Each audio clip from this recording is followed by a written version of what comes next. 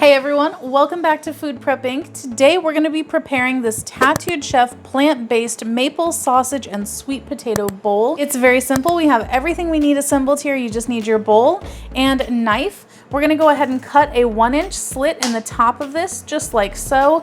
And we're going to pop this into the microwave for 3 minutes. All right, it has been 3 minutes and this has just come out. We're going to go ahead and remove the film from here.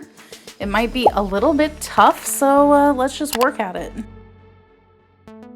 And then we're gonna go ahead and give this a gentle stir. And now we're gonna go ahead and place this back into our microwave for, they say, 1 to 2 minutes. I find that at 1 minute, the sweet potatoes are sometimes still a little bit on the crunchy side.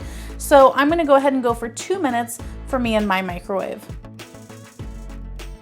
If you'd like to support this channel, the easiest way to do that is using our Amazon links the next time you shop there. All right, it has been 2 more minutes and here is our completed plant-based maple sausage and sweet potato bowl from Tattooed Chef.